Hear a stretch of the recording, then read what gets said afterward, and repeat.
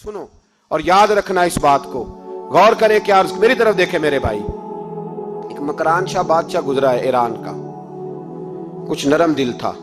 वो ना सैर करने निकला, दरमियान में पुल आता था, एक दरिया था, उसका पुल था और पुल के उस पार जंगल था, सब्जा था, सैरगाहें बनी हुई थी। बादशाह वहां 2-4 दिन रहने का इरादा किया। जब बादशाह वहां पहुंचता है ना मकरान शाह, तो उसने देखा कि वहां 2-3 दिन क़याम करना है, झील है, सैरगाह है, वहां उसने रुकने का प्रोग्राम बना लिया।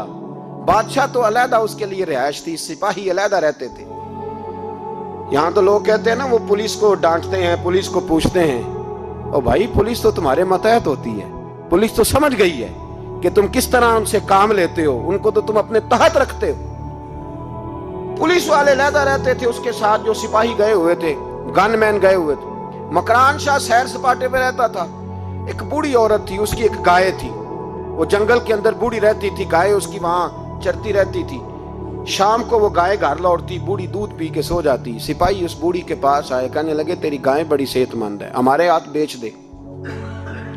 बूढ़ी ने कहा मेरे बुढ़ापे का सहारा है, उसका दूध पी के मैं जिंदा हूं, बेचूंगी नहीं।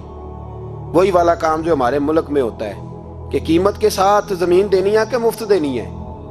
जब बड़े आदमी को पसंद आ जाती है तो कहते हैं मोल देनी है कि मुफ्त देनी है, तो देनी पड़ती है, गरीब है, क्या करें, मजबूर है, मजलूम है। कहा बूढ़ी औरत से सिपाहियों ने बेच दे, कहा नहीं, कहने लगे नहीं बेचेगी तो हम ले लेंगे। उस औरत की गाय जबरदस्ती सिपाही ज़िबा करके खा गए। बूढ़ी ने बादशाह तक पहुंचना चाहा, लेकिन उसको पहुंचने न दिया गया, मना कर दिया गया, उसकी रसाई ना हो सकी, गरीब औरत थी। जिस दिन मकरान शाह वापस आ रहे थे ना, सैर करके पुल से गुजर रहे थे, तो किसी ने बूढ़ी से कहा कि बादशाह गुजरेगा। वो छुप के पुल पे बैठ गई और मकरान शाह जब पुल से गुजरने लगे तो बूढ़ी आगे आई और उसके घोड़े की लगाम पकड़ी। ऐसा जुमला कहा कि मकरान शाह चकरा के जमीन पे गिरा और बूढ़ी कहने लगी मकरान शाह, तेरे सिपाही मेरी गाय ज़िबा करके खा गए हैं, तू बता उसका हिसाब इस पुल पे खड़े होके देना कि पुल सिरात पे देना है। बता यहां खड़े होके देगा कि वहां खड़े होके देगा, बोल। अरबाबे इक्तदार, हुकूमत के वानों में बैठने वालों, बताओ ज़ैनब का हिसाब कसूर के चौक में खड़े होके दोगे कि मैदान महशर के चौक में खड़े होके दोगे? बताओ कहां हिसाब देना है, यहां देना है कि वहां देना है? हिसाब तो बहरहाल तुम्हें देना है। इस कौम को उसका हिसाब तो, ज़ैनब का हिसाब तो देना है, देना पड़ेगा, दिया जाएगा, पूछा जाएगा। बताओ यहां देना है कि वहां देना है? देना तो पड़ेगा। यहां दोगे तो हो सकता है कयामत में बच जाओ, और अगर यहां नहीं दोगे तो वहां लटका दिए जाओगे, रुसवा किए जाओगे, पूछा जाएगा।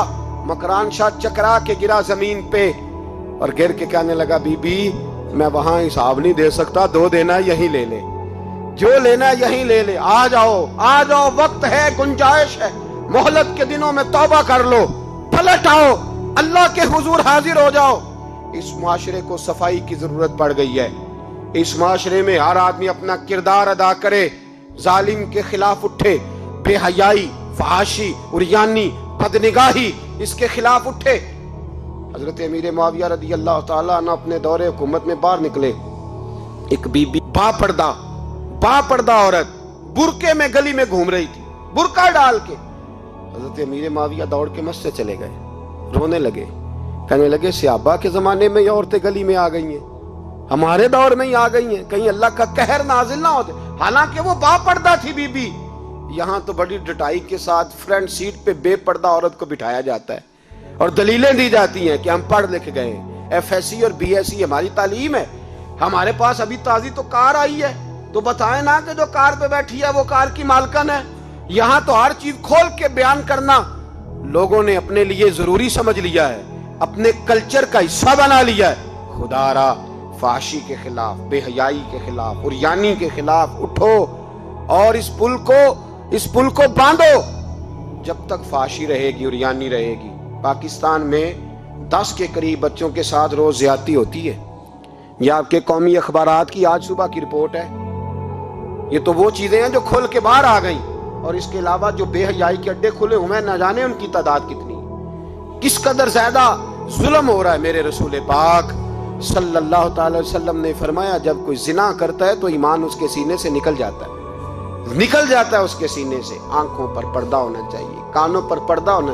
اور اگر زینب کے قتل کے بعد بھی کسی کے موبائل میں گندی تصویر ہے اور اس کے قتل کے بعد بھی بے حیائی کے گانے اس کے موبائل میں ہیں تو پھر وہ رسم کے آنسو نہ بہائے، پھر وہ صرف 2 منٹ کے لیے آگے بڑھ کے مرثیہ خان نہ بنے، وہ پھر شاعر اور ادیب بننے کی کوشش نہ کرے، وہ پھر اپنے حصے کا جملہ لگا کر اپنے آپ کو فیس بک پہ ایکٹیو رکھنے کا تماشا نہ کرے۔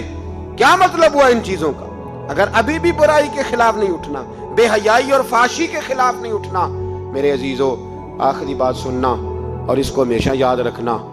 میرے نبی پاک صلی اللہ تعالی علیہ وسلم نے فرمایا ہے کسی ایک مسلمان کے قتل میں اگر اہل زمین اہل آسمان سارے بھی شریک ہو جائیں، سارے، تو فرمایا ہو سکتا ہے اللہ سب کو جہنم میں ڈال دے۔ اس لیے کہ جو قتل ہے نا، قتل ایک ہے زیادتی اور ایک ہے پھر اس کے بعد قتل۔ ایک انسان کا قتل انسانیت کا قتل ہے، اتنا بڑا ظلم۔